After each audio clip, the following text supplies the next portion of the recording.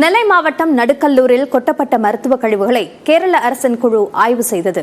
நெல்லை மாவட்டம் நடுக்கல்லூர் சுற்றுவட்டார பகுதிகளில் கொட்டப்பட்ட மருத்துவ மற்றும் சாதாரண கழிவுகளை கேரள அரசின் 7 பேர் கொண்ட குழு ஆய்வு செய்தது.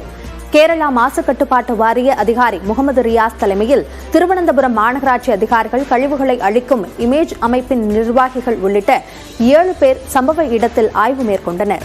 மருத்துவ கழிவு மற்றும் சாதாரண கழிவுகள் கொட்டப்பட்ட நடுக்கல்லூர், அதனை சுற்றியுள்ள 4 கிராமங்களில் கேரள அரசின் குழு ஆய்வு செய்தது. தொடர்ந்து கழிவுகளை அகற்றுவது தொடர்பாக நெல்லை மாவட்ட ஆட்சியர் கார்த்திகேயனை சந்தித்து இந்த குழு ஆலோசனை நடத்த உள்ளது.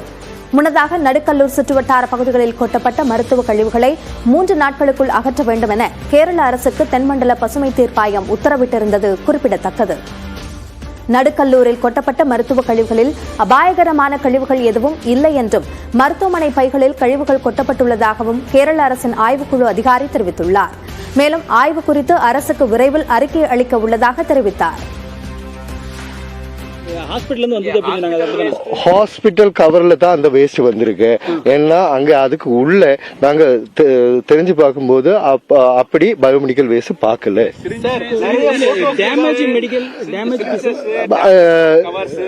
கவர்ஸ் இருக்கு கரெக்ட். அபாயகரமான மருத்துவ கழிவுகள் அல்ல, அதுதான் சாம்பிள்ஸ் இல்ல. சாம்பிள் கலெக்ட் பண்ற வேக்கூட்டன் இருந்து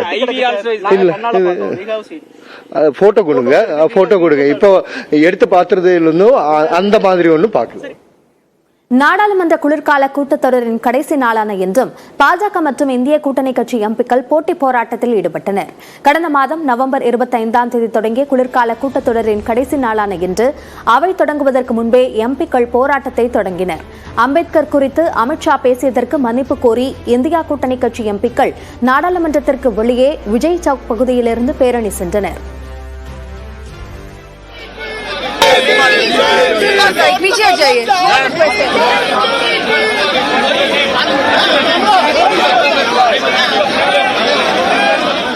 அதே சமயம் நாடாளுமன்ற வளாகத்திற்குள் நேற்று நடந்த தள்ளி முள்ளுவில் சிக்கி எம்பிக்கள் காயமடைந்ததாக கூறி பாஜகவினர் போராட்டம் நடத்தினர்.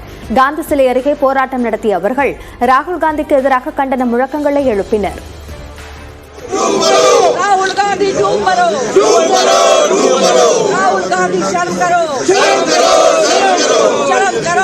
இந்நிலையில் மக்களவை மற்றும் மாநிலங்களவை தேதி குறிப்பிடாமல் ஒத்திவைக்கப்பட்டது. இந்நிலையில் செய்தியாளர்களை சந்தித்த பிரியங்கா காந்தி ராகுல் காந்தி மீது பொய் வழக்கு பதியப்பட்டுள்ளதாக கூறினார்.